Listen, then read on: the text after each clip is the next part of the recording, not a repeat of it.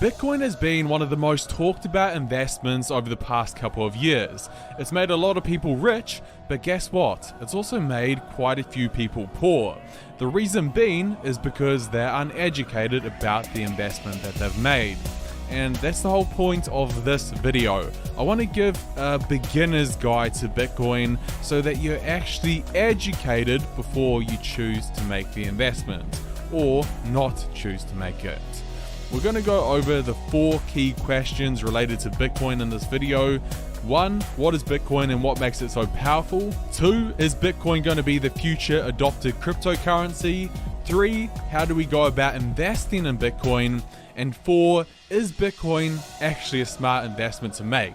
Can I earn a lot of money here, or am I just going to lose it? What's the story?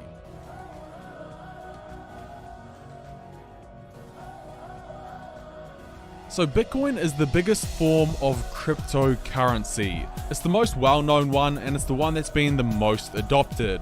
Now, to understand cryptocurrency, you first need to understand what money is.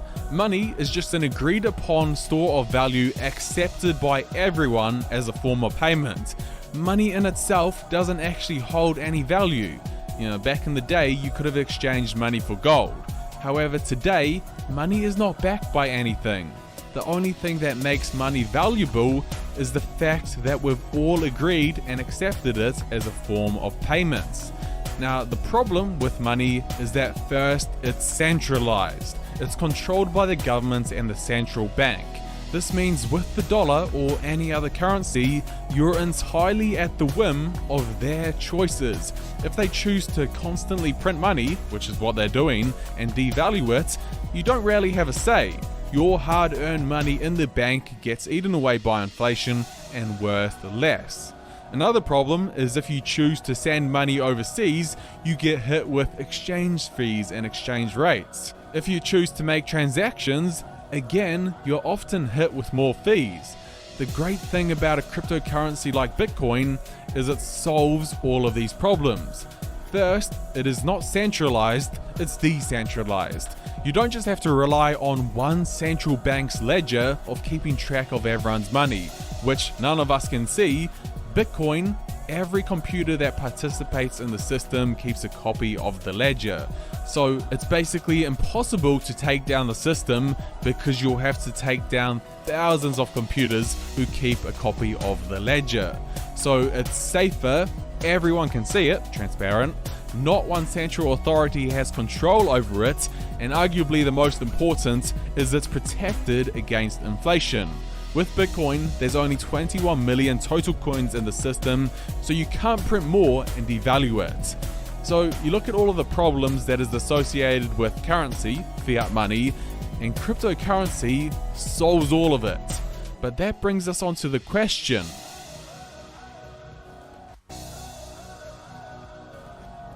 what normally happens with a currency or just business in general is one normally rises to the top and takes all of the market share. For example, with search engines, you don't know Q, Alta Vista, InfoSeek, or the web. No, you only know Google.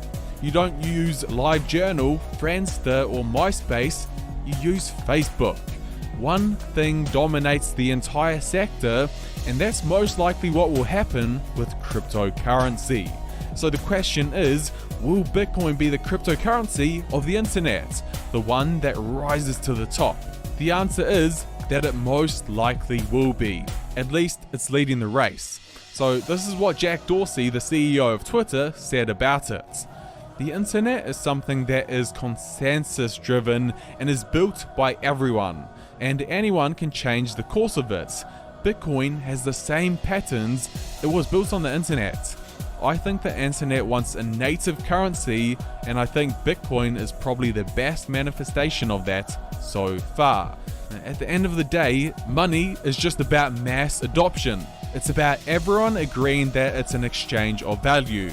And right now, Bitcoin is the closest to getting this done.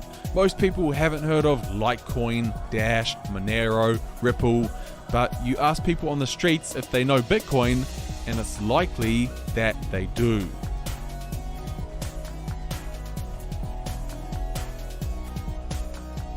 Okay, I want to just quickly go over the process of how you go about investing in Bitcoin, and then we're going to answer the most important question: is Bitcoin actually a good investment? Essentially, there's just 3 steps that you need to go over to buy Bitcoin. The first is you need a wallet. Just like with cash, you need a wallet to put it in. It's the same with Bitcoin, except Bitcoin's a digital wallet. So you use the wallet for sending, receiving, and storing Bitcoin. There are 2 types of wallets that you can get. One is a software wallet, which can be run on your computer or mobile device. A software wallet is better/easier with just small amounts of Bitcoin.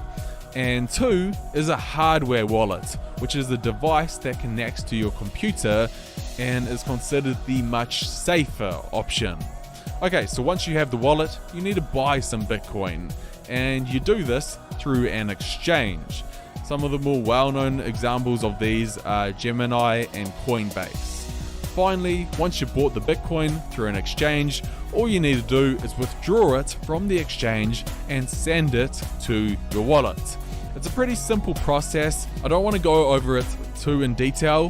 What I'll do is leave a link in the description to a video if you want a nice step-by-step guide on how to do it safely. But first, you need to decide if Bitcoin's actually a good investment or not. So I've personally been investing for a long time now. And the best way that you can think about investing is through the lens of risk and reward. How much can I lose? But on the other hand, how much do I stand to gain? And what are the chances of each? So let's start with the risks of Bitcoin.